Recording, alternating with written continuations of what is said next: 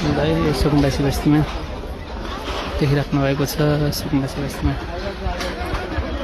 Dozer चलिसकेपछि एकजना मृत भेटिनु भएको छ। यो दृश्य तपाईँलाई खिचिरहेको छौँ हामी। हेर्नुहोस्, सुकुम्बासी बस्तीमा भर्खरै मात्र डोजर चलिसकेपछि एकजना मृत भेटिएका छन्। यसको बारेमा प्रहरीले अनुसन्धान गरिरहेको भन्ने हामीलाई जानकारी प्राप्त भएको छ। यद्यपि यो बल्खु स्थित सुकुम्बासी बस्तीमा आज बिहान डोजर चलिसकेपछि एकजना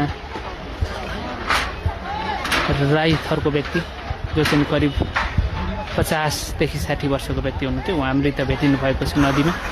उहाँलाई भर्खरै मात्र प्रहरीले मुचुल्का गरेर पोस्टमार्टमको लागि अस्पतालतर्फ लगेको यो दृश्य तपाईँलाई देखाइरहेको छु। हामी यति बेला यो बल्खु स्थित सुकुम्बासी बस्तीमा छौँ। बल्खु स्थित सुकुम्बासी बस्तीबाट तपाईँमा एउटा विशेष भिडियो देखाएको छौँ, देखिराख्नु भएको छ। यहाँबाट चाहिँ प्रहरीहरूले यो शवलाई उठाएर पोस्टमार्टमको लागि अस्पतालतर्फ लगेको छ।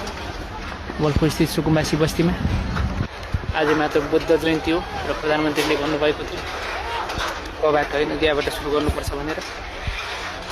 शान्तिको लागि उहाँले बिहानै कामना गर्नुभएको थियो। यद्यपि यहाँ वास्तविकता के हो थाहा छैन, तर आज बिहानबाट बल्खु यो तरकारी बजार फलफुल क्षेत्र अगाडिपट्टि जसरी डोजर चलेको थियो, यहाँ चाहिँ धुस्नै भएको छ, भस्म भएको छ। डोजर चलेको ठाउँमा एकजना व्यक्ति जो चाहिँ म यो घर भत्किएको हेर्न सक्दिनँ, डोजरले घर भत्काएको हेर्न सक्दिनँ भन्दै थियो।